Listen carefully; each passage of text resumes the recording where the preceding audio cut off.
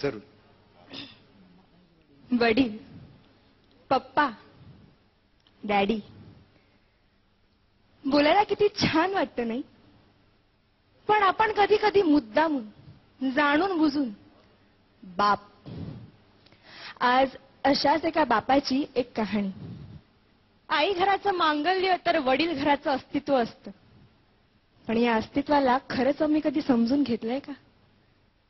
वडिलांना महत्व असूनही त्यांच्याविषयी फारसं बोललं जात नाही. लोकांनी वडील रेखाटलेले, पण तेही तापट, व्यसनी, मारझोड करणारे. नाही, समाजात 1-2% असे वडील असतीलही, पण चांगल्या वडिलांबद्दल काय? आईकडे अश्रूंचे पाट असतात, ती रडून मोकळी होते, पण सांत्वन वडिलांनाच करावं लागतं. आणि रडणाऱ्यापेक्षा सांत्वन करणाऱ्यावर जास्त ताण पडतो, कारण ज्योतीपेक्षा समईच जास्त तापते ना. पण श्रेय नेहमी ज्योतीलाच मिळत राहतं. रोजच्या जेवणाची सोय करणारी आई आमच्या लक्षात राहते, पण आयुष्याच्या शिदोरीची सोय करणारा बाप आम्ही किती सहज विसरून जातो. आई सर्वांसमोर मोकळेपणाने रडू शकते, पण रात्री उशीर तोंड खुपसून मुसमुसतात ते आपले वडीलच असतात. स्वतःचे वडील वारले तरीही त्यांना रडता येत नाही, कारण छोट्या भावंडांना जपायचं असतं. पत्नीने अर्धवट साथ सोडली तरी पोरांच्या अश्रूंना आवर घालावा लागतो. जिजाऊने शिवबांना घडवलं असं अवश्य म्हणावं, पण त्याच वेळी शहाजी राजांची ओढाताण लक्षात घ्यावी. देवकी, यशोदेचं कौतुक अवश्य करावं, पण भरपुरात पोराला डोक्यावरून घेऊन जाणारा वसुदेव लक्षात घ्यावा.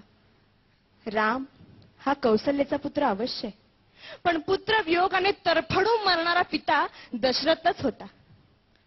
वडिलांच्या टाचा झिजलेला चपला, त्यांची फाटकी बनियन पाहिली की कळतं आमच्या नशिबाची भोकं त्यांच्या बनियनला पडलीत. त्यांचा दाढी वाढलेला चेहरा त्यांची काट कसर दाखवतो. मुलाला लुंगी घेतील, मुलीला गाऊन घेतील, पण स्वतः मात्र जुनीच पॅन वापरते. मुलगा सलूनमध्ये 30 रुपये खर्च करतो, मुलगी पार्लरमध्ये 25 रुपये खर्च करते, पण त्याच घरातला बाप दाढीचा साबण संपला म्हणून अंघोळीच्या साबणाने दाढी खरवडीत. तेही नाहीतर कधी कधी फक्त पाणी लावून दाढी करीत. ते आजारी पडले तरी लगेच दवाखान्यात जात नाही, ते आजाराला मुळीच घाबरत नाही. पण डॉक्टर एखादा महिना घरी आराम करायला लावेल यांची त्यांना भीती वाटते, कारण मुलीचं लग्न, पोराचं शिक्षण बाकी असतं.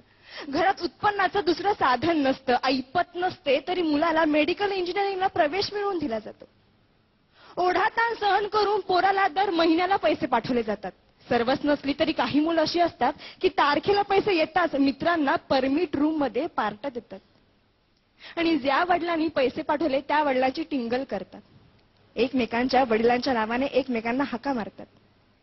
ज्या घरात वडील आहे त्या घराकडे कोणीही वाईट नजरेने बघू शकत नाही, कारण घरातला कर्ता जिवंत असतो. तो जरीही काही करीत नसला तरी तो त्या पदावर असतो, घरच्यांचं कर्म भोगत असतो, सांभाळत असतो. आई असण्याला अथवा आई होण्याला वडिलांमुळेच अर्थ असतो. कोणत्याही परीक्षेचा निकाल लागल्यावर आई जवळची वाटते, कारण ती जवळ घेते, कवटाळते, कौतुक करते. पण गुपचूप जाऊन पेढ्यांचा पुडा आणणारा बाप कुणाच्याच लक्षात राहत नाही. चटका बसला, ठेच लागली, फटका बसला तर आई ग हाच शब्द बाहेर पडतो. पण हायवेचा रस्ता ओलांडताना एखाद्या मोठ्या ट्रकने अचानक ब्रेक लावला तर बाप रे हाच शब्द बाहेर पडतो. कारण छोट्या संकटांना आई चालते हो, पण मोठी वादळ पेलताना बापच आठवतो. काय पटतंय का? मंगल प्रसंगी अख्खं कुटुंब जातं, पण मैताच्या प्रसंगी बापालाच जावं लागतं.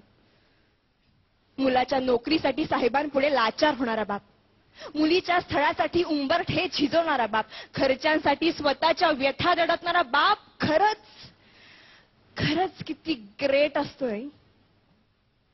वडिलांचं महत्व कुणाला कळतं?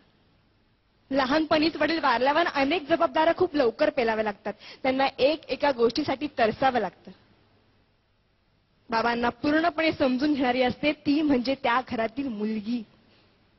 सासरी गेल्यावर अथवा घरापासून दूर असताना वडिलांशी फोनवर बोलताना त्यांचा बदललेला आवाज ते एका क्षणात ओळखते आणि 17 प्रश्न विचारायला सुरुवात करते. कारण कोणतीही मुलगी वडिलांना जपते, जाणते. इतरांनी आपल्याला एवढंच जपावं एवढीच त्यांची अपेक्षा असते. धन्यवाद.